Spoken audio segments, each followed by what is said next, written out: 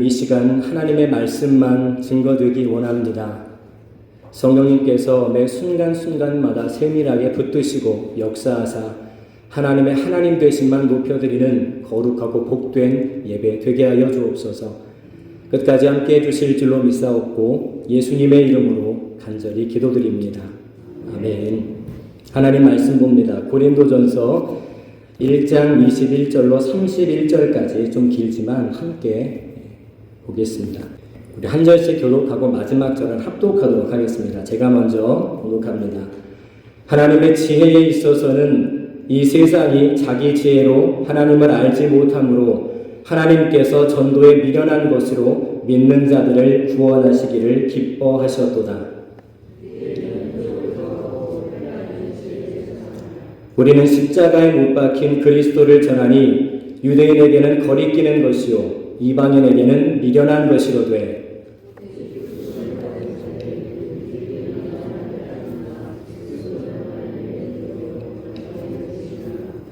하나님의 어리석음이 사람보다 지혜롭고 하나님의 약하심이 사람보다 강하니라.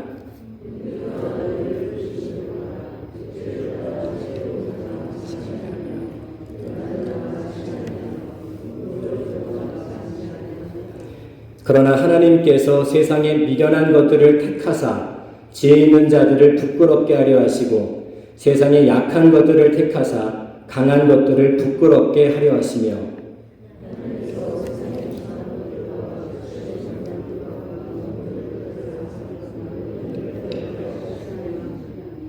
이는 아무 육체도 하나님 앞에서 자랑하지 못하게 하려 하심이라.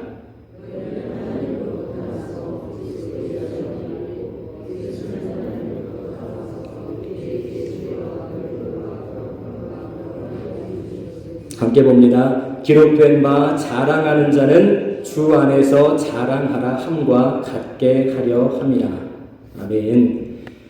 말씀과 기도 그리고 가난한 신년이란 제목으로 하나님의 말씀 잠깐 증거하도록 하겠습니다. 하나님의 존재를 인정하고 믿는 것은 모든 인간에게 마땅한 일입니다. 그런데 어리석은 자들은 하나님을 의식은 하지만 하나님이 없다고 계속 주장하고 우리는 그러한 자들을 가정에서 그리고 사회 곳곳에서 날마다 대면하며 살아가고 있습니다. 이러한 상황 속에서 우리가 하나님의 백성으로서 어떤 태도를 견지해야 하고 또 묵상해야 할지 또 그에 합당한 순종은 어떤 것인지 회복하는 시간이 되었으면 참 좋겠습니다. 21세기는 더 이상 성경의 무호성을 인정하지 않는 시대입니다. 더욱이 지난 20세기부터 등장한 소위 포스트 모더니즘은 사회 전 분야에 걸쳐서 해체의 움직임을 두드러지게 나타내고 있고 급기야 하나님의 절대 주권마저 위협하는 지경까지 이르렀습니다. 이제는 삶의 중심이 하나님이 아니라 온통 내가 됐어요. 내가 좋으면 그게 진리가 되고 그 진리가 통용되는 세상에 우리가 살고 있습니다. 더욱이 사상은 교회 안에도 깊숙이 침투해서 성경의 절대적 권위와 소중성을 하찮게 여기도록 만들었고 우리의 신앙생활마저 각자 자기 소견에 옳은 대로 하는 풍토까지 만들어냈습니다. 이 무슨 말인가? 이젠 절대라는 말을 인정하지 않는다는 거예요. 나도 옳고 너도 옳다. 우리 다 다양성을 추구하자라는 시대가 됐다는 거죠. 말씀을 존귀히 여기는 시대가 아니라 인간성을 존귀히 여기는 시대로 변질되었다는 거예요. 여러분, 믿음은 삶의 일부가 아니라 전부라는 사실에 동의하십니까? 믿음은 삶의 일부가 아니라 전부라는 사실에 동의하세요? 두 분만 대표로 대답해서 나머지는 위탁하신 건가요? 믿음은 삶의 일부가 아니라 전부가 되어야 맞습니다. 그런데 우리가 대답은 그렇게 하는데 우리의 삶을 가만히 보면 믿음은 거의 일부분만 차지할 때가 많다는 거예요. 20세기 초반까지 대부분의 민간 활동은 그래도 신앙의 힘으로 지도받고 통제받아왔습니다. 근데 우리가 사는 21세기는 믿음은 옵션이 된 게 아닌가라는 생각이 들어요. 오늘날의 기독교회들은 삶의 전반적인 영역에서 과거의 영광과 위상을 대부분 상실해 버렸습니다. 초대교회 성도들이 별명이 하나 있었어요. 별명. 야, 저기 연병 온다. 연병을 우리나라에서는 욕처럼 쓰지만 초대교회의 성도들은 전염병 같은 존재들이었습니다. 한 마을에 들어가면 질서가 회복됐어요. 어떤 공동체에 들어가면 없던 기도 모임이 생겨납니다. 예수를 전하면 많은 사람들이 죽게 돌아오는 역사가 나타났어요. 자, 이 성도들의 모습과 우리의 모습을 비교하면 굉장히 괴리감이 크지 않나요? 나는 믿음을 삶의 전부로 인정하고 그렇게 추구하지만 우리의 삶을 잘 뜯어보면 믿음은 사실 그렇게 크게 드러나지 않을 때가 참 많아요. 우리와 예수님의 삶을 비교해도 마찬가지입니다. 오히려 지금은 인본주의가 우리를 통제하고 있는 그런 시대 속에 살고 있습니다. 주님께서 은혜의 방편으로 제정하신 이 성경은 이제 교회를 구성하는 하나의 옵션처럼 되어버렸고 이제는 사람들의 죄악된 본성만 채워주는 인본주의 프로그램들이 개인의 신앙과 교회 공동체를 점점 더 잠식해 가고 있습니다. 이제 설교자조차 성경만 가져오는 부족하다라는 생각에 사로잡혀서 주님의 몸된 교회를 마치 동호회나 친목회를 방불케 하는 방식들로 계속 변질시켜 나아가고 있어요. 설상가상으로 강단 설교는 윤리 도덕과 같은 좋은 말들로는 가득하지만 결단코 성령의 강력한 능력으로 한 사람을 바꾸는 그런 열매는 좀처럼 찾기 힘든 희귀한 시대가 되었습니다. 오직 듣기 좋은 인간의 말만 늘어놓고 있다는 거죠. 어제 오늘의 이야기가 아닌 이 총체적 난국에 우리가 잃어버린 말씀과 기도, 그로 인한 믿음의 열매를 다시 한번 되새기면서 그 옛날 개혁자들이 외쳤던 신앙의 정신, 개혁된 교회는 항상 개혁되어야 한다. 이 신앙 정신이 오늘 이 시간, 짧은 시간이지만 다시 한번 우리 마음속에 새겨지는 시간이 됐으면 좋겠습니다. 에스겔 37장 1절에 보면 이런 말씀이 기록되어 있어요. 여호와께서 권능으로 내게 임재하시고 그의 영으로 나를 데리고 가서 골짜기 가운데 두셨는데 거기 뼈가 가득하더라. 선지자가 환상 가운데 성령에 이끌림 받아 한 장소로 갔는데 눈앞에 지금 어떤 광경이 펼쳐져 있죠? 마른 뼈들이 널브러져 있는 거예요. 근데 하나님이 난데없이 태어나라 라고 말씀합니다. 누구에게요? 눈앞에 있는 마른 뼈들에게. 자, 상식적으로 뼈가 들을 수 있나요? 없나요? 없죠. 이해할 수 없는 명령을 듣습니다. 태어나라. 자, 무엇을 태어나라 말씀하는가? 에스겔 37장 4절로 6절에 보면 제가 읽어드릴게요. 또 내게 이르시되 너는 이 모든 뼈에게 태어나여 이르기를 너희 마른 뼈들아 여호와의 말씀을 들을지어다. 주 여호와께서 이 뼈들에게 이같이 말씀하시기를 내가 생기를 너희에게 들어가게 하리니 너희가 살아나리라. 너희 위에 힘줄을 두고 살을 입히고 가죽으로 덮고 너희 속에 생기를 넣으리니 너희가 살아나리라. 또 내가 여호와인 줄 너희가 알리라. 이 말씀을 대언하라고 명령을 받은 거예요. 그대로 대언했습니다. 그랬더니 어떤 현상이 나타나는가? 7절에 보니까 이에 내가 명령을 따라 대언하니 대언할 때 소리가 나고 움직이며 이 뼈 저 뼈가 들어맞아 뼈들이 서로 연결되더라. 8절에 보니까 내가 또 보니 그 뼈에 힘줄이 생기고 살이 오르며 그 위에 가죽이 덮이나 그 속에 생기는 없더라. 말씀을 그대로 받고 대언했더니 어떤 역사가 나타나는가? 뼈가 추나 치료만 끝난 상태가 된 거예요. 여전히 죽은 송장 상태입니다. 다시 한번 말씀합니다. 9절에 보니까 또 내게 이르시되 인자야 너는 이제 뼈가 아니라 생기를 향하여 대언하라 라고 말씀합니다. 대상이 바뀌었죠. 생기에게 대언하여 이르기를 주 여호와께서 이같이 말씀하시기를 생기야 사방에서부터 와서 이 죽음을 당한 자에게 불어서 살아나게 하라. 10절입니다. 이에 내가 그 명령대로 대언하였더니 생기가 그들에게 들어가매 그들이 곧 살아나서 일어나 서는데 극히 큰 군대더라 라고 말씀하고 있습니다. 말씀만 대언했을 때는 뼈가 맞춰진 상태일 뿐이었습니다. 여전히 송장 상태인데 생기에게 대언할 때는 어떤 상태가 됐죠?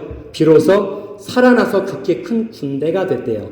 전쟁터에서 패하고 널브러진 뼈들이었습니다.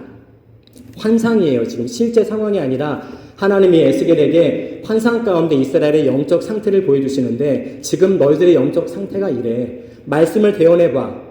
시키는 그대로 했습니다. 그런데 뼈만 맞춰진 상태, 여전히 송장 상태였습니다. 그런데 생기에게 대언했더니 그제서야 원래 모습인 전쟁터에서 전사하기 이전의 모습, 군대의 모습으로 회복되었다는 거예요.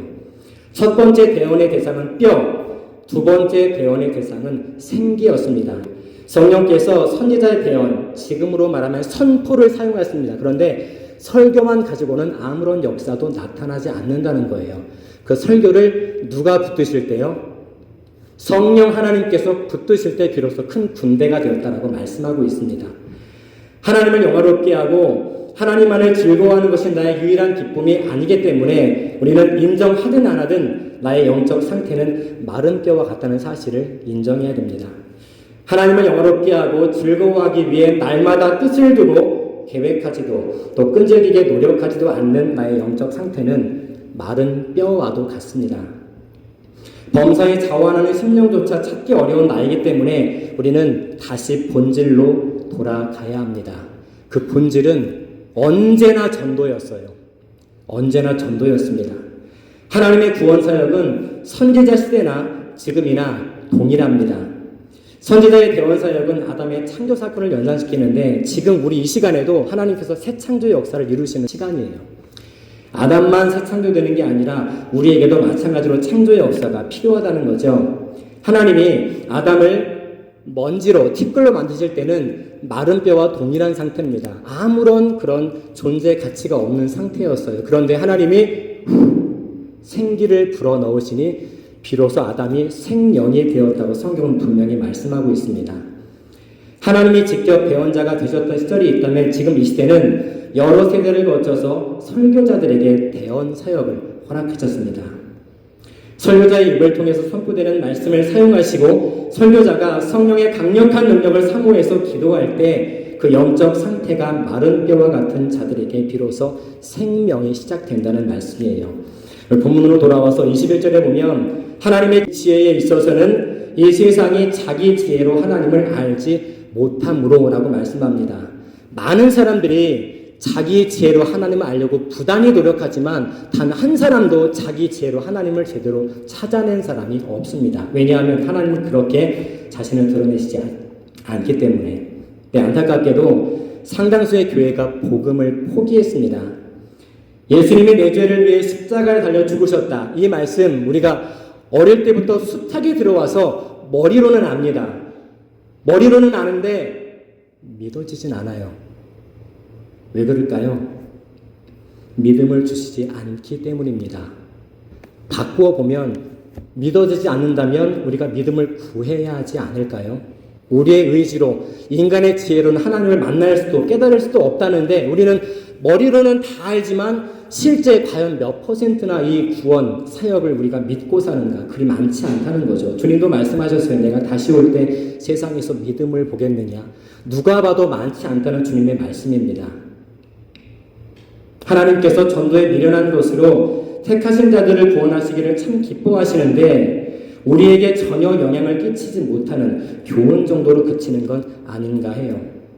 23절입니다. 우리는 십자가에 못 박힌 그리스도를 전하니 유대인에게는 거리끼는 것이요 라고 말씀합니다. 하나님은 자신을 두려워하는 자들에게는 보호자가 되어주시지만 두려워하지 않는 자들에게는 거리끼는 덫과 같이 작용하십니다. 명백하게 역사가 달라져요. 성령 하나님께서 설교를 효력 있는 수단으로 사용하셔서 죄인을 설복하고 회개시키며 거룩함과 위로 가운데 믿음으로 구원에 이르게 하시는데 이 자리에 계신 여러분들은 매 주일 또 수요일 또 토요일 새벽마다 선포되는 말씀 가운데 하나님의 위엄을 느끼십니까? 영적 각성이 있나요? 참된 회개의 열매가 나타나시나요? 사극에 보면 이순신이 왕의 어명을 받을 때 취하는 행동이 하나가 있습니다. 왕의 어명을 받은 신하에게 어명을 받을 때 이순신이 어떻게 받죠? 줘봐 이렇게 받나요? 그 앞에 엎드립니다. 어명을 가져온 신하가 자기보다 한참 낮은 계급의 신하인데도 신하 앞에 이순신이 엎드려요. 왜 그렇죠? 뭘 갖고 와서요? 왕의 어명을 갖고 왔기 때문에 신하의 권위에 굴복하는 게 아니라 통수권자, 왕의 권위에 굴복하는 행동으로 그 왕의 권위 앞에 엎드립니다. 우리가 하나님의 말씀을 받을 때에 영적 각성도 없고 참된 회개의 열매도 삶 가운데 별로 드러나지 않고 변화도 나타나지 않는다면 우리는 하나님을 나의 유일한 만왕의 왕으로 인정하지 않는 것입니다. 우린 조선시대에 산 적이 없습니다. 왕을 본 적도 없어요. 평생 대통령 만날 일이 있을까요? 그런데 하나님의 말씀을, 즉 왕의 어명을 받을 때 하나님을 내가 정말 왕으로 인정한다면 말씀이 선포될 때 고꾸라져야 됩니다. 우리의 마음이, 우리의 심령이. 왜냐하면 하나님의 말씀이기 때문에 그래요. 우리는 하나님의 말씀 앞에 몇 번이나 평생 동안 고꾸라져 봤는가? 저도 돌이켜보니까 별로 없는 것 같아요.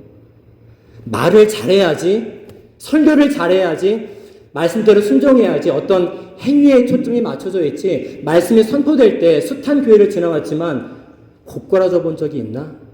부끄러운 얘기지만 별로 없었던 것 같습니다. 하나님을 왕으로 인정한 적이 별로 없구나. 그냥 미지의 세계, 멀리 계신 분으로만 인정하고 무서운 분으로만 우리가 생각하지 왕으로 인정한 적이 별로 없구나. 우리는 하나님 앞에 엎드려야 합니다. 고꾸라져야 합니다. 그래야 참된 회개가 나올 수가 있어요. 본문 27절, 28절입니다. 그러나 하나님께서 세상의 미련한 것들을 택하사 지혜 있는 자들을 부끄럽게 하려 하시고 세상의 약한 것들을 택하사 강한 것들을 부끄럽게 하려 하시며 하나님께서 세상의 천한 것들과 멸시받는 것들과 없는 것들을 택하사 있는 것들을 폐하려 하시나니. 천한 것들, 없는 것들, 미련한 것들, 누구를 말할까요? 가난한 사람들을 말할까요? 돈 없는 사람들? 아니면 질병이 있는 사람들을 말할까요? 그렇지 않습니다. 오늘 본문을 기록한 사도 바울의 행색도 그랬을 거고 바울의 메시지는 세상의 기준으로 볼 땐 미련한 메시지들입니다. 이해가 안 되는 웃기는 메시지예요. 저게 무슨 말이야? 예수가 누군데? 다 이해가 안 됩니다. 이해가 안 되는 게 맞죠. 믿음은 안 주시니까. 누가 우둔하냐? 누가 미련하냐? 진리만 따르고 진리만 전하는 교회는 항상 우둔했어요. 역사 속에서. 항상 미련한 취급을 받았습니다. 요즘 시대에 성경만 가지고 어떻게 할까요? 이렇게 말하는 분들이 적지 않아요. 교회 안에. 성경을 옵션으로 두고 교회 안에 다양한 프로그램들을 도입해서 다른 교회들처럼 활기를 불러일으킵시다. 이렇게 말하는 분들은 대부분 중직자들입니다. 직분자들이에요. 과거에 어떤 집사님이 그런 말을 합니다. 교회에서 신앙생활 정말 재미없이 했는데 어디서 영성훈련 한번 받고 오더니 갑자기 교회 봉사에 열정적입니다. 주차봉사, 주방봉사, 찬양팀, 성가대 다 열심히 합니다. 그런데 특징적인 열매가 나타나요. 말씀에 그렇게 관심이 없어요. 봉사는 열심히 하는데 설교만 딱 시작되면 눈이 감깁니다. 물론 교회가 은혜가 많은 곳이라 피곤하신가 보다라고 합리화시키지만 그렇지 않아요. 거짓된 영에 사로잡힌 자는 전형적으로 말씀에 무관심함으로 반응합니다. 하나님의 말씀으로 택하신 자들을 구원하시길 기뻐하시는데 말씀이 선포될 때 막 눈이 감긴다. 피곤하다고만 볼 수가 없다는 거예요. 교회사 가운데 개인에게 또 한 가정에 한 지역에 하나님께서 부름을 주실 때 항상 전조 현상이 있었습니다. 말씀에 대한 갈급함을 먼저 주셨어요. 그 열매가 또 기도로 나타나는데 설교자는 목양실에서 전쟁을 치르는 사람입니다. 전쟁터예요. 말씀이 너무 뜨거우니까요. 회중들도 그 갈급함 때문에 미리 와서 기도를 준비합니다.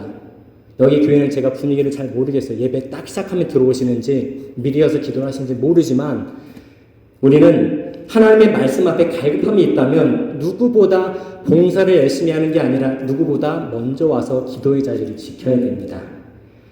참 믿음을 구분하는 시금석이 있어요. 저분 진짜 믿음 좋다. 진짜 믿음 같다. 어떤 게 기준이 될까요? 기도를 정말 열심히 하는 분이 있습니다. 또 교회 봉사를 누구보다 목숨 걸고 하시는 분이 있어요. 전보다 기준이 되지 못합니다. 말씀을 받을 때 내 죄악된 본성에 반대되는 말씀에 순종하는 게 믿음이에요. 네 번째 계명의 안식일을 기억하여 거룩하게 지키라는 말씀이거든요. 그런데 내가 이런저런 상황이 많지만 안식일을 기억하여 거룩히 지키라 하셨으니 손해를 보더라도 포기하고 주일을 지키되 기쁨으로 지키는 게 믿음입니다. 여러분 가운데 주일을 정말 이유 같지 않은 이유로 범하는 분들은 한 분도 안 계실 줄 믿습니다. 내 과거의 교회들을 보면 어떤 분이 예배를 빠졌어요. 근데 이유를 딱 들어보니 정말 가관인 이유로 예배를 빠지는 분들이 정말 많았습니다. 어떻게 저런 이유로 예배를 빠지지? 믿음이 연약한가 보다. 그렇지 않아요. 그건 믿음이 없는 겁니다. 하나님 앞에 구원받은 자는 분명해요. 연약하더라도 믿음은 믿음입니다.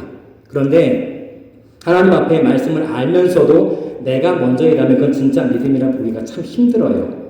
다시 본문으로 돌아올까요? 27절, 28절에 보면 그러나 하나님께서 세상에 미련한 것들을 택하사 지혜 있는 자들을 부끄럽게 하려 하시고 세상에 약한 것들을 택하사 강한 것들을 부끄럽게 하려 하시며 하나님께서 세상에 천한 것들과 멸시받는 것들과 없는 것들을 택하사 있는 것들을 폐하려 하시나니라고 말씀합니다. 창세전에 하나님은 구원 백성만 택하신 게 아니라 교회도 택하십니다. 그리고 설교자도 택하셨어요. 하나님께서 창세전에 구원받을 자들과 버림받을 자를 택하셨다. 이 말을 굉장히 기분 나쁘게 듣는 분들이 있습니다. 신학교 다닐 때 아니 구원하시려면 다 구원하시기에 누구는 구원, 누구는 버릴까? 그런데 우리가 은혜를 받고 나면 고백이 바뀝니다. 하나님이 나 같은 걸 구원하셨구나. 지옥의 아랫목에 있어야 할 나 같은 걸 구원하셨구나. 고백이 바뀝니다. 그렇게 은혜를 받은 자들은 이제 그 은혜에 너무 감사해서 예수 밖에서 방황하는 자들이 극률하게 보여요. 그들을 위해 기도하지 않을 수가 없습니다. 또 예레미야의 마음처럼 울분을 토하면서 말씀을 전하지 않을 수 없게 돼요. 나 혼자 잘 먹고 잘 살 수가 없게 된다는 거죠. 우리 가운데 누가 구원 백성인지 모르기 때문에 택하신 교회를 통해서 또 택하신 설교자를 통해서 전도에 미련한 것을 끊임없이 선포하게 하십니다. 왜 하나님께서 택하신 그 대상들을 통해서 역사를 이루어 가실까요? 29절 이하에서 말씀합니다. 하나님 앞에서 자랑하지 못하게 하시려고. 여러분 가운데 말 잘하는 거 앞에 서서 설교시키면 될까요? 분명한 은사가 다릅니다. 훨씬 말 잘하는 분들 많이 계실 거예요. 그런데 하나님은 은사에 따라 직분을 다 다르게 주셨어요. 근데 적어도 하나님이 택하신 교회라면, 택하신 하나님의 백성, 하나님의 대원자라면 반드시 하나님의 말씀에 입각해서 명확하게 증거할 수 있어야 돼요. 택하사. 우리 진광전원교회가 하나님의 택하신 교회로서 전도에 미련한 것을 끊임없이 전하는 사명, 충성스럽게 감당하는 주님의 몸된 교회가 되었으면 좋겠습니다. 한 분의 말씀을 제가 더 소개하고 말씀을 정리할게요. 누가복음 23장에 보면 아주 유명한 말씀이 있습니다. 주님과 강도의 대화예요. 한 강도가 이렇게 말하죠. 비방하여 가로되 네가 그리스도가 아니냐 너와 우리를 구원해라. 너가 하나님의 아들이라며 너도 구원하고 우리도 구원해봐. 말 그대로 조롱입니다. 비방하고 있어요. 그런데 맞은편 강도가 또 이렇게 반응을 해요. 내가 동일한 정죄를 받고서도 하나님을 두려워하지 않느냐? 똑같은 강도인데 한 강도는 주님을 비방합니다. 맞은편 강도는 너가 하나님을 두려워하지 않느냐? 상반된 태도를 보이고 있어요. 자, 한 강도가 주님을 옆에서 보고 갑자기 거듭났을까요? 아이고 주님! 갑자기 거듭났을까요? 갑자기 회심했을까요? 아니면 십자가 형벌이 너무 고통스러워서 엉뚱한 말을 순간 뱉은 걸까요? 네, 그렇지 않습니다. 죄의 유무를 구분하는 기준이 계명이죠. 이 강도는 사도들에게 배웠든지 길을 가다 주님께 직접 들었든지 간에 어떤 경우를 통해서든지 계명을 듣고 내내 고뇌했던 강도입니다. 나는 정죄를 받을 자구나. 이 사실을 알았기 때문에 나는 정죄받을 자다. 그리고 맞은편 강도에게 너도 정죄받을 자야. 그런데 너가 지금 하나님을 두려워하지 않느냐? 이 강도가 지금 어떤 고백을 하고 있는 줄 아세요? 주님을 하나님으로 인정합니다. 신학교를 나온 게 아니에요. 성경 공부를 했는데 성경이 명확하게 기록되어 있지 않습니다. 주님을 하나님으로 인정하고 있어요. 이어서 말씀합니다. 우리는 우리의 행한 일에 상당한 보응을 받는 것이니 이에 당연하거니와 이 사람의 행한 것은 옳지 않은 것이 없느니라. 자, 표면적으로는 내가 강도니까 세상 사법권에 대한 심판을 말하지만 궁극적으로는 하나님의 영원한 심판과 정죄를 깨닫는 고백을 하고 있어요. 강도짓을 많이 해서 지옥에 간다는 말이 아닙니다. 모든 죄가 아담의 원죄에서 출발한다는 것을 강도는 깨달았고 주님의 의로우심도 깨달았습니다. 42절에 보니까 예수여 당신의 나라에 임하실 때 나도 같이 갑시다가 아니라 나를 기억하소서라고 말씀합니다. 이 강도는 놀랍게도 주님께서 이루실 왕국도 알고 있었어요. 천국도 알고 있었어요. 나는 당신의 나라에 들어갈 자격이 없습니다. 나를 기억해 주옵소서. 이게 구원받은 자의 고백입니다. 정죄와 심판도 깨닫고 주님의 의로우심도 깨달았는데 주님과 나를 비교해보니까 나는 지옥 갈 조건만 갖추고 있는 거예요. 그래서 주님께 나도 같이 갑시다라는 말 못합니다. 천국을 가고 싶은데 갈 자격이 없다는 걸 깨달은 거예요. 그래서 말씀하죠. 나를 기억해 주옵소서. 여러분 팔복의 첫 번째 말씀을 기억하시나요? 심령이 가난한 자는 복이 있나니 천국이 그들의 것이니요. 우리 주님은 강도의 그 심령 가운데 가난함을 보셨어요. 그리고 말씀합니다. 내가 오늘 나와 함께 낙원에 있으리라. 성경에서 주님께 직접 들었습니다. 강도야, 너 오늘 나와 같이 천국에 간다. 여러분 이런 말씀 들어보신 적 있어요? 주님께? 없잖아요. 말씀으로만 알고 있죠. 없잖아요. 그렇게 직접 말씀하시지 않지만 이 시대는 강도는 주님께 직접 들었습니다. 오늘 내가 나와 함께 낙원에 있으리라. 강도의 상태는 철저히 낮아진 상태입니다. 우리가 평소에 말씀을 얼마나 꾸준히 묵상하는가? 무시로 묵상해야 되죠. 진리니까. 그러면 우리의 기도의 최소량은 얼마나 되어야 할까요? 기도의 최소량. 각자 개인차가 있겠지만 저는 이 말씀에서 찾았습니다. 마태복음 26장 40절 이하에 보니까 주님께서 안타깝게 이렇게 말씀하세요. 너희가 나와 함께 한 시간도 깨어 있을 수 없더냐? 시험에 들지 않게 깨어 기도하라. 이 말씀이 당시에 사도들에게만 주신 말씀이 아니라면 오늘 우리에게도 주셨다고 저는 믿습니다. 우리가 죄의 유혹에서 건진받을 최소 단위, 하나님의 검증을 통과할 최소 단위의 기도 시간은 저는 1시간이라고 믿어요. 최소 단위입니다. 물론 더 많이 기도하시는 분들 계시겠죠. 주님의 오죽하면 제자들에게 너희가 나와 함께 1시간도 깨어있을 수 없더냐? 우리에게 동일하게 말씀하시는 것 같아요. 주님은 하나님이시니까 지금 우리도 생각하셨겠죠. 말씀을 준비하면서 깊이 묵상해 보니까 우리가 약하기 때문에 기도하지 못하는 게 아니라 말씀을 듣고도 묵상하지 않기 때문에 기도하지 않게 되는 겁니다. 그로 인해 신앙생활이 약할 수밖에 없어요. 좋은 거 먹어서 몸은 건강하게 유지합니다. 그런데 영적 상태가 대부분 영양실조일 때가 얼마나 많은지 몰라요. 성경은 말씀하죠. 우리의 삶은 경주다. 때로는 전투라고 말하기도 합니다. 칼빈 이런 말을 했어요. 하나님께서 아버지가 되시는 자들에게는 교회가 또한 어머니가 되게 하셨다. 교회는 자궁과 같은 곳이에요. 누구를 낳는 자궁일까요? 하나님의 거룩한 백성들을 끊임없이 출산하는 역할을 교회가 하나님께로부터 받았다는 거예요. 우리가 앞으로 펼쳐질 믿음의 여정을 놓고 항상 지켜야 할 최상의 대안은 오직 말씀과 기도밖에 없습니다. 본문 21절 다시 한번 말씀드릴게요. 하나님께서 전도에 미련한 것으로 믿는 자들을 구원하시기를 기뻐하셨도다. 나가는 말입니다. 하나님을 영화롭게 하고 영원토록 하나님을 즐거워하는 것을 지도하시려고 주신 유일한 규칙은 언제나 기록된 말씀밖에 없습니다. 모든 성경은 하나님의 감동으로 된 것으로 교훈과 책망과 바르게 함과 의로 교육하기에 가감이 필요 없는 완벽한 진리입니다. 성령께서 말씀과 기도를 수단으로 사용하실 때 하나님의 역사가 반드시 나타납니다. 성령의 역사하심을 끊임없이 구하며 전도에 미련한 것들을 강단에서 그리고 각 가정들에서 쉼 없이 선포하며 가르쳐서 진광전원교회가 사람이 움직이고 사람이 일하는 교회가 아니라 주님이 일하시는 초대교회의 모습을 복원해내기를 주님의 이름으로 간절히 축원합니다. 우리 찬양하고 함께 기도합니다. 주가 일하시네 함께 찬양합니다.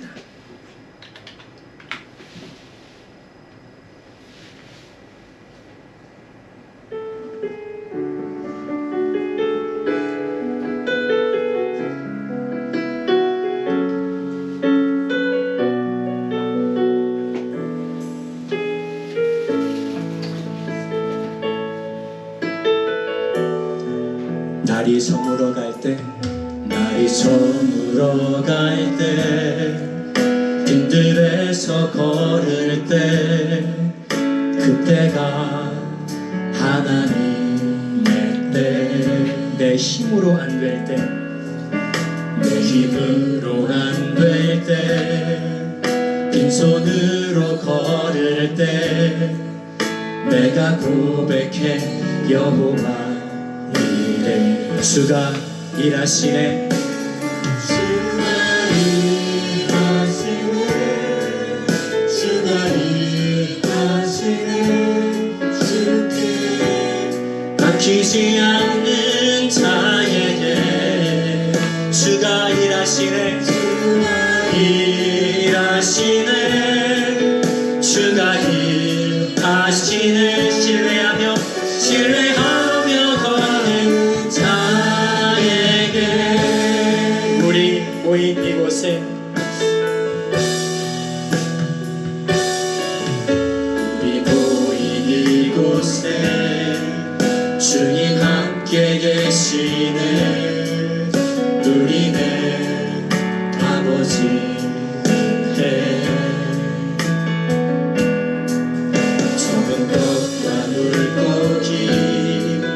내 모든 걸 드릴 때 모두 고백해 여호와. 다시 한번 고백합니다. 우리 모인 이곳에 주님 함께 계시는, 주님 함께 계시는 우리네 아버지 때. 적은 떡과 물고기 내 모든 걸 드릴 때 모두 고백해 여호와 이래. 주가 일하시네. 주가 일하시네. 주가 일하시네. 주께 아끼지 않는 자에게 주가 일하시네. 주가 일하시네. 신뢰하며 걷는 자에게 주가 일하시네.